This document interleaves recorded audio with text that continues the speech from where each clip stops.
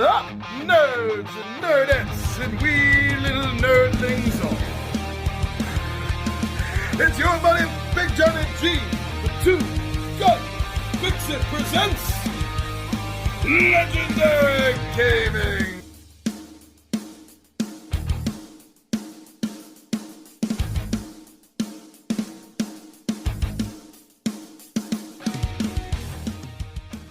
Wow, Tabletop Takeout Tuesday. Seems like it doesn't come fast enough, does it? So for this one, I want to tell you about a game that I've played enough times that I now know what it is, why I like it, why I love getting it down to the table, putting it down there, getting to roll these dice, chucking some dice, as they say, and having a grand old time. And now I want to express these thoughts, these reasons, these passions that I have, this energy, for an IP that I think has not been touched upon quite clearly enough in the board gaming world. But anyway, enough of this. Why don't you join me down the table and I will let you know why I love the Zorro dice game.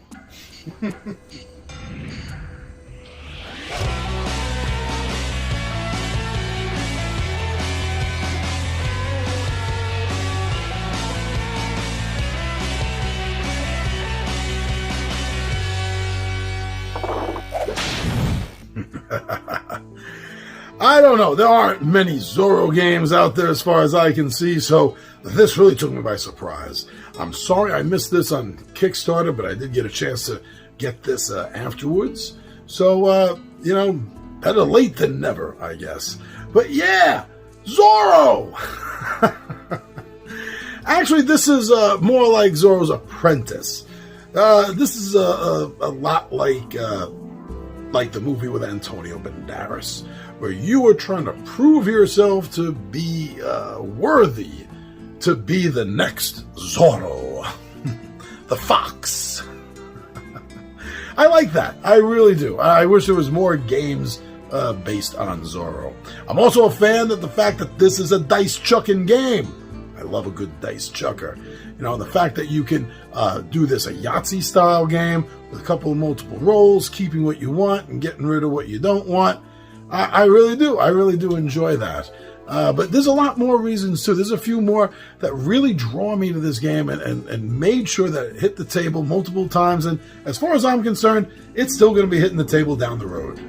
Now, first of all, just to get, right off the bat, I want to let you know that the rules of this game I did find very simple.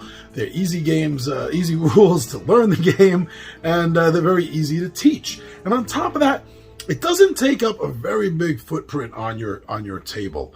And that's also enjoyable, especially like me, if you enjoy filming your games. It doesn't really take up that much of an awkward amount of room at all.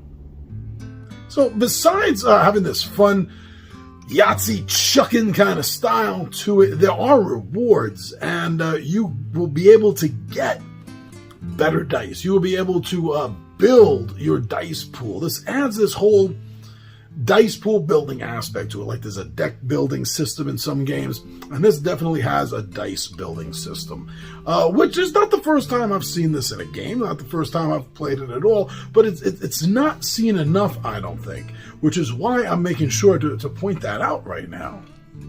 Now, I've had quite a amount of fun playing this game solo. But if you have like the expansion, you can play up to 6 players. I have no experience with that. I feel like my normal go-to when I hear that many players in a game is that it's going to slow things down a little bit. But I haven't played it with that many, so I can't say that that's exactly what happens here. I feel that this game's sweet spot with numbers of players would probably be between 3 and 4. This way is not too many between your turn. That's going to slow things down, and at the same time, there's just enough to really make it interesting, and maybe even give each other a little bit of take that between your turns. There's also this fair amount of character building, I guess is what it is, because during the game you can get lucky and win certain items. Actually, it's not even luck at all. It's actually really part of the strategy of the game is you do definitely want to acquire enough items in the game that will give you a lot of help. Maybe it'll give you rerolls, maybe it'll give you extra dice. There's some benefit that you're going to get from having these items, so you definitely want to accumulate them. And that gives you a bit of character building, because your character is going to be built different than your opponents, and your character is probably going to be built different than the last time you played between solo games as well.